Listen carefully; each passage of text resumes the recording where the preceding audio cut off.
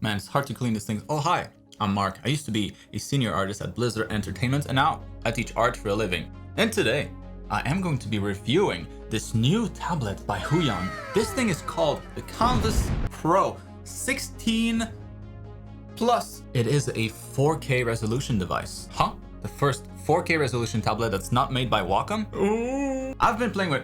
Let's do it over here so I don't have the sun in my face. But yeah, I've been playing with this for a little over a week now. And I'm excited to let you guys know what I think of it. It certainly looks good, but is it any good? Who is it for? Where did the express keys go? How well does this compare to the only similar tablet on the market, the Cintiq 16 Pro?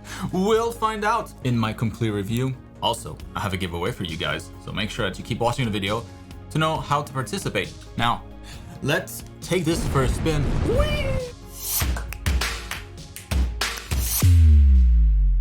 All right, so as you can see, I traveled to the future to get rid of the sun, so now it's a lot more comfortable, and I'm ready to do the review. As I said, this is going to be my review of the Kanvas Pro 16 4K version. So there are actually two different models here. So I have the Plus model. There's the Kanvas Pro 16 4K, which, by the way, is supposed to be equivalent in terms of the color gamut to the Wacom Cintiq Pro of the same size. And what I have is technically better, which would make this the best tablet that money can buy, in that format at least, in terms of the colors. So this is the Kanvas Pro 16 4K Plus model.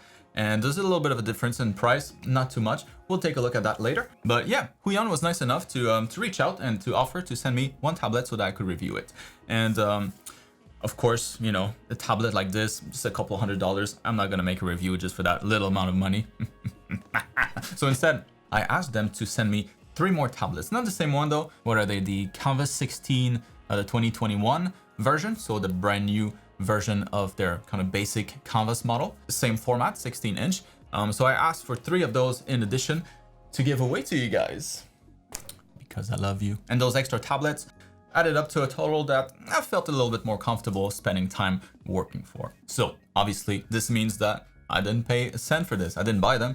It was free, but my integrity cannot be bought. Now, before I talk to you guys about my experience, what I liked, what I didn't like, if you should buy it or not, if I would buy it if they didn't send me one, let's go back in time and open the box, see what's inside. Here we are, back in time, right on time for this box opening.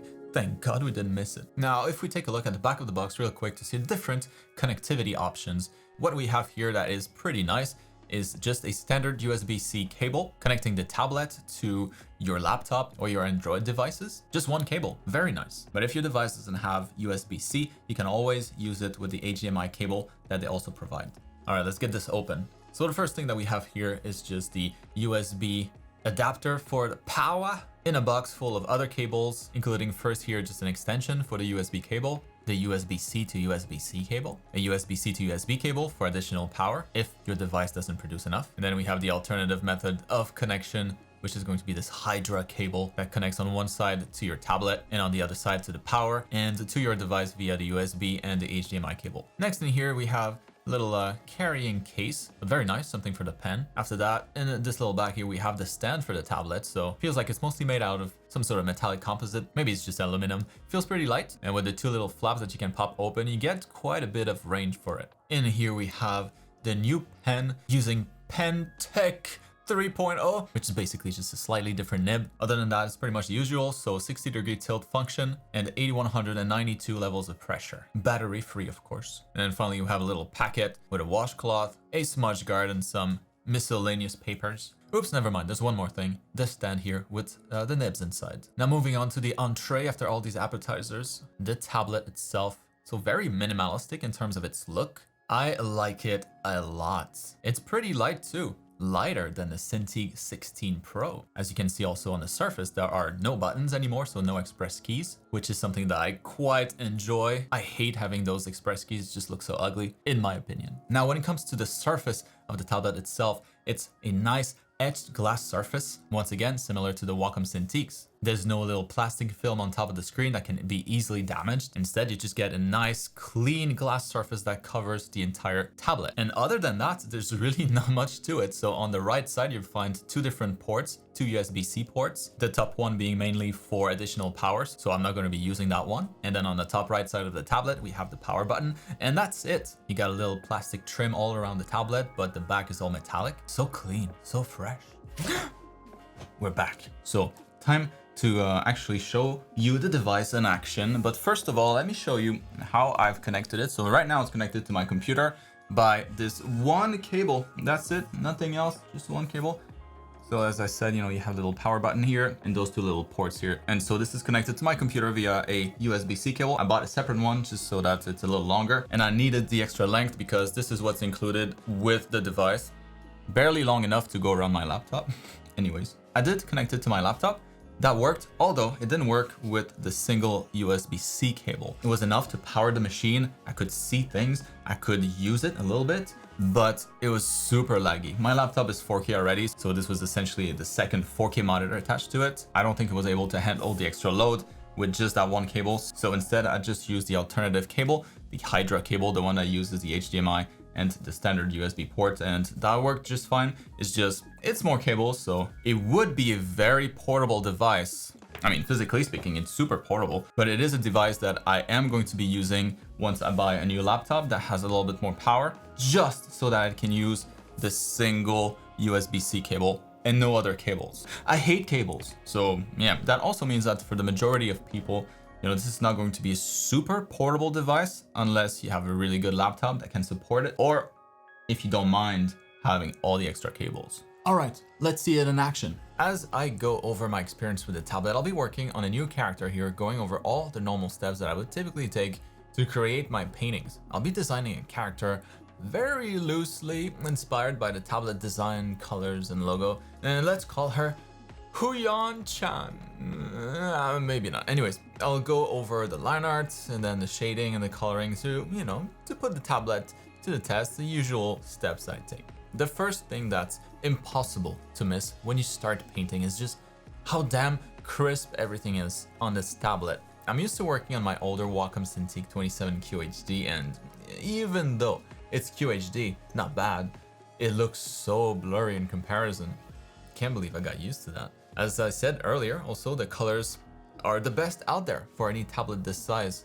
Out of the box, it looked great to me. I didn't have to calibrate anything. And although I don't have the non-plus model to compare with, the colors look a lot richer than my Wacom back there. Now when it comes to the surface, the edge glass surface feels really, really nice to draw on, as nice as it looks. And the tablet stays cool, except right around the HUION logo where it gets just a little warmer. This is definitely not hot though. Oh, by the way, I'm using the stand that was included. And while it's nothing new since it's been included with other of their tablets, it's super stable, doesn't slide around at all, and it just gets the job done. No complaints here. And talking about the hardware still, one thing that does bother me a lot is the USB-C connection. So the ports are a little recessed into the tablet so that it can come off and disconnect pretty easily if you move the tablet around. So it feels like it never really clicks into place in like a satisfying way, like a nice click. And I've tried 4 different cables that I had, so I wish the ports were a little bit more flush with the side of the tablet so that it could go in deep enough and really get a good connection. You won't have that potential problem though when using the HDMI connection. And the tablet itself is awesome otherwise, I really don't have anything else to pick on. My main complaint when it comes to my experience will be with the drivers. So the UI does look pretty clean, so it looks like good drivers, good enough settings, but I've had to reinstall them twice so far after losing pen pressure for some reason, although I might know the reason. I've been disconnecting and connecting a lot of the different cables, and so that might have something to do with it. But under normal use though, like what I'm doing right now in the background, just painting, they work just fine, so they haven't crashed on me yet. Actually, no, that's a lie. It did crash once when I tried to calibrate the screen on the laptop, and then on the desktop, trying to calibrate again. This time it will work, but the point that I'm supposed to click are like partially cropped out of the screen, so I can't click them. Might have to do with the fact that the screen is 4K while my other screens are QHD. I don't know. who knows? Now, it's not that I needed to calibrate anything. There was very little parallax and the cursor points exactly where it should. It's just a little weird and definitely something that should be fixed. And that's pretty much it for my experience. Very positive. I'm impressed. Now then, how does this compare to the competition? A trick question, because there's no competition. Wacom have stopped selling their Cintiq Pro 16 model. If I still compare the stats though, since I did do a review for the Cintiq 3 years ago, this tablet, although it doesn't have quite the same premium feel as a Wacom Pro, it technically beats it on almost every level except for the drivers. And I'm talking about the one that I have here, the Kamvas Pro 16 4K Plus. The Pro 16 4K, the cheaper model, is nearly identical in terms of specs to the Wacom. So still pretty damn good. So I think we can segue into talking about the price of these things. So since my tablet here is essentially, you know, this very similar to Wacom Cintiq Pro 16, what's the price difference, you ask? Well, the Wacom, when it was still available, was $1,500 US dollars when I reviewed it, and the tablet that I have here goes for $900 instead. So yeah, pretty obvious choice. And the other Kamvas model without the Plus runs at $70 cheaper at $830. So of course, when you look at the regular Kamvas tablets, this might be a lot, but I think it's important to keep in mind who this tablet is for. I think it's definitely more aimed at professionals or people who take their hobbies very seriously and, you know, have the means to invest in something like this. And some of the reasons why I think this might be the case is because of the absence of express keys. You know, a lot of professionals might use different tablets at work and at home, and so it always works best to use the keyboard for hotkeys, since that remains constant anywhere you go, even though the tablet might change. So not having the express keys is a plus in my book. The 4K resolution is also more demanding than a 1080p screen, so you won't be able to run this on a toaster. You'll need a little bit more than an integrated GPU in your PC to support a tablet. So yeah, maybe things that a average artist might not need. Anyways, that's pretty much all I got for this review. It's an awesome tablet and it feels almost as premium as the Wacom Cintiq Pro, yet it's way cheaper. One thing that I can't attest for though is HUION's customer support, since I haven't had any contact with them, but let me know in the comments below, you know, if you've had any interactions, good or bad. Customer support is important.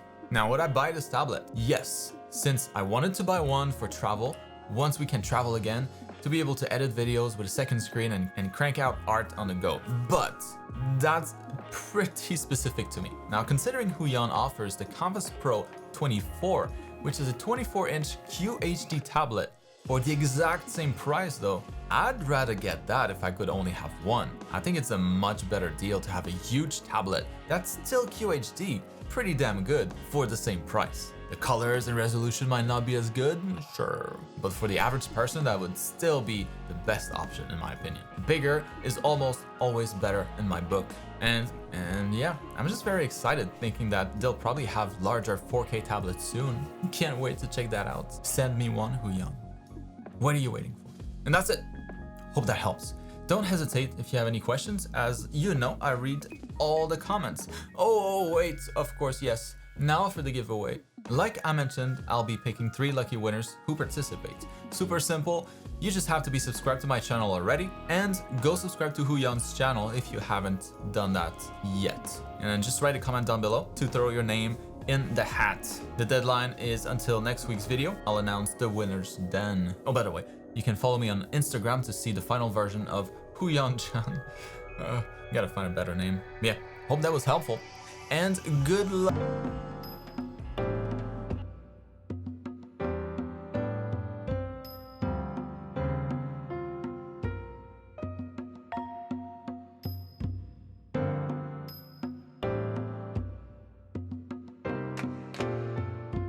Ha ha!